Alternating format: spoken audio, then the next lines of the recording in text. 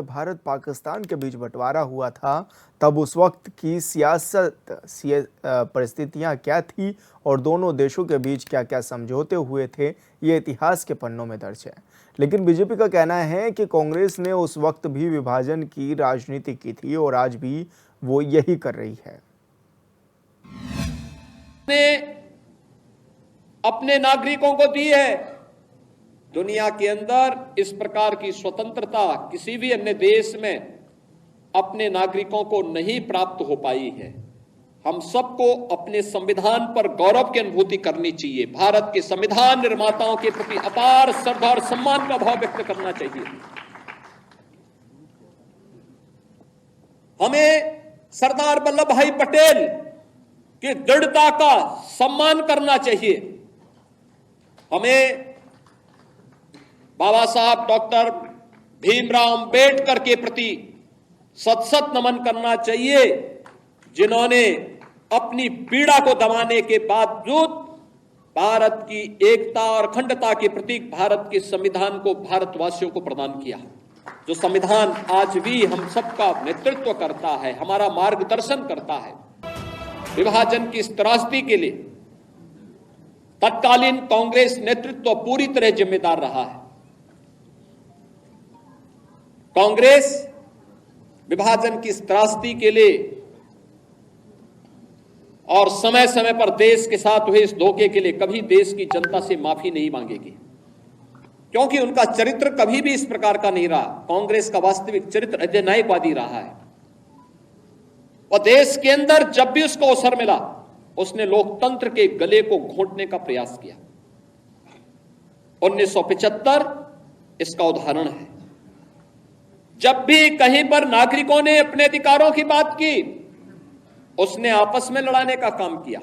देश के अंदर भाषाई विवाद, देश के अंदर क्षेत्रीय विवाद, देश के अंदर सनातन राष्ट्र में हिंदू और सिखों को आपस में लड़ाने का कार्य, ऐसे तमाम ऐसे पाप हैं इनके, जिन पापों की कभी माफी नहीं दी जा सकती है। तत्कालीन कांग्रेस नेतृत्व पूरी तरह जिम्मेदार रहा है। कांग्रेस विभाजन की इस त्रासदी के लिए और समय समय पर देश के साथ हुए इस धोखे के लिए कभी देश की जनता से माफी नहीं मांगेगी, क्योंकि उनका चरित्र कभी भी इस प्रकार का नहीं रहा। कांग्रेस का वास्तविक चरित्र अधिनायकवादी रहा है और देश के अंदर जब भी उसको अवसर मिला उसने लोकतंत्र के गले को घोंटने का प्रयास किया। 1975 इसका उदाहरण है। जब भी कहीं पर नागरिकों ने अपने अधिकारों की बात की, उसने आपस में लड़ाने का काम किया। देश के अंदर भाषाई विवाद, देश के अंदर क्षेत्रीय विवाद, देश के अंदर सनातन राष्ट्र में हिंदू और सिखों को आपस में लड़ाने का कार्य, ऐसे तमाम ऐसे पाप हैं इनके, जिन पापों की कभी माफी नहीं दी जा सकती है। देश के अंदर तत्कालीन प्रधानमंत्री पंडित जवाहरलाल नेहरू के द्वारा भारत के तिरंगे को पहरा करके कांग्रेस के नेताओं के द्वारा देश के अंदर आजादी के जश्न को मनाने का कार्य किया जा रहा था, तब लाखों लोग अपनी मातृभूमि को छोड़ने के लिए, अपने परिवारों को छोड़ने के लिए मजबूर हो रहे थे। किस प्रकार की यातनाएं उन पे पड़ रही थी, किस प्रकार का दृश्य था, किस प्रकार के मानवीय अत्याचार हो रहे थे, ये किसी से छुपा हुआ नहीं। और ये दृश्य बहुत कुछ है, चित्र बहुत कुछ बोल देते हैं। यानी दुनिया का सबसे समृद्धतम देश 1947 तक आते आते एक दलित देश, वह दृश्य भी आपने देखा है। ये क्यों हुआ? क्या ये सच नहीं कि हमारी कुछ कमजोरियों ने आक्रांताओं को देश के अंदर आक्रमण करने के लिए एक स्पेस दिया, और जो गलतियां इतिहास के उन काले अध्यायों में हम सबके सामने कैद है, क्या वही गलतियां चुनाव के समय राजनीतिक नेतृत्व देश के अंदर इस प्रकार की गलतियां राजनीतिक दलों के द्वारा नहीं की जाती हैं। ये जाति के नाम पर विभाजन की त्रासदी तक पहुंचाने की एक कथा वही है जो पहले जातीयता के नाम पर होता था, जातिवाद के नाम पर होता था। आज वही कार्य, वही कृत्य, वही कारनामे राजनीतिक दलों के स्तर पर जातीयता का नग्न तांडव करके फिर उसी विभाजन की ओर ले जाने की कुत्सित चेष्टा की जा रही है। परिणाम क्या है? परिणाम आप सबके सामने फिर वही 1947 में हुआ था, वही दृश्य तो आज बांग्लादेश के अंदर हम सबको देखने को मिल रहा है। 1.5 करोड़ हिंदू किस तरीके से बांग्लादेश के अंदर आज चिल्ला चिल्ला करके अपने आप को, अपनी अस्मिता को बचाने के लिए गुहार लगा रहे हैं, और दुनिया के मुंह सिले हुए कथित सेकुलरिस्ट भारत के अंदर भी इनके मुंह सिले हुए एक भी शब्द इनका नहीं निकल रहा है, क्योंकि उनको भय है कि अगर इन निरीह कमजोर लोगों के इस पक्ष में इन्होंने आवाज निकाली तो इनका वोट बैंक खिसक जाएगा। वोट बैंक की चिंता है, लेकिन मानवीय संवेदना इनकी मर चुकी है।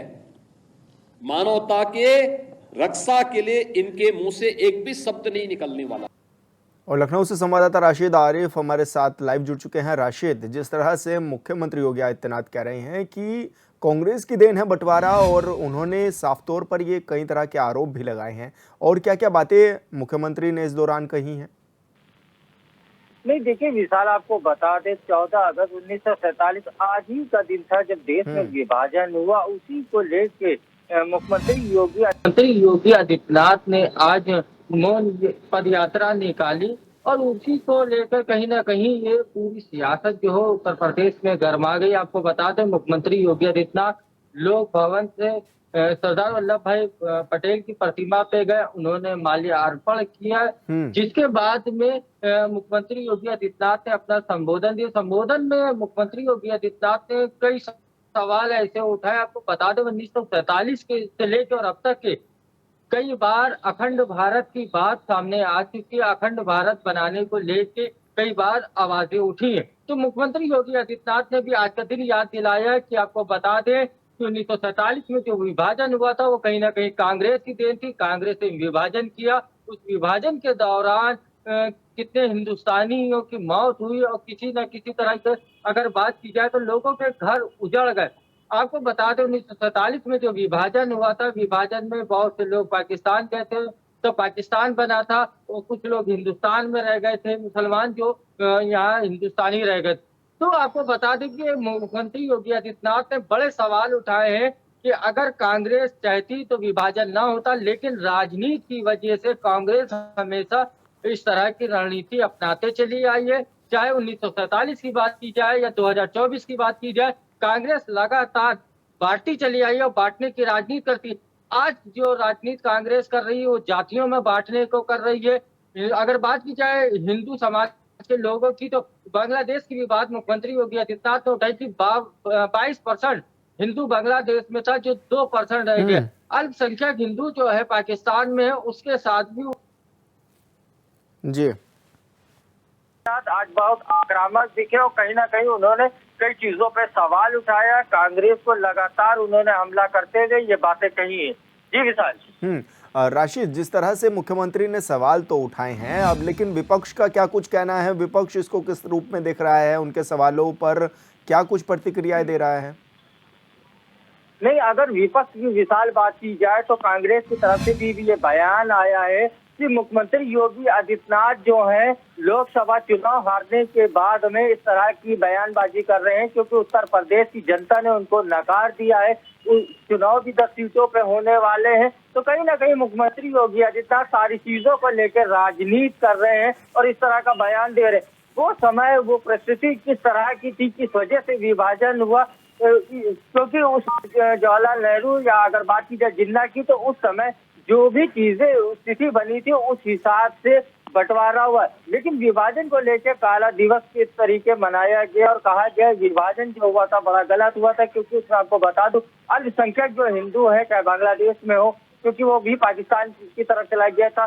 तो बांग्लादेश में हिंदू हो या पाकिस्तान में हो, उनके साथ आज क्या व्यवहार हो रहा है, इन्हीं सब मुद्दों को लेकर मुख्यमंत्री योगी आदित्यनाथ आज बहुत ही आक्रामक दिखे। दूसरी बात बताओ, जब उन्होंने पदयात्रा शुरू किया तो उनके साथ दोनों डिप्टी सीएम थे, तो भारतीय जनता पार्टी के बड़े नेता साथ में मौजूद थे, लेकिन मुख्यमंत्री योगी आदित्यनाथ का जो आक्रामक रवैया था वो साफ साफ दिख रहा था। उन्होंने कांग्रेस को जो है पूरी तरह से जिस तरह से हमला किया और कांग्रेस की नीति को जो है उजागर करने की कोशिश की कि देखिए उस समय की कांग्रेस पार्टी जो है। बिल्कुल आशीष, सही कहा आपने, और आज योगी आदित्यनाथ ने भी सवाल खड़े किए हैं। बहुत बहुत शुक्रिया आपका तमाम जानकारी साझा करने।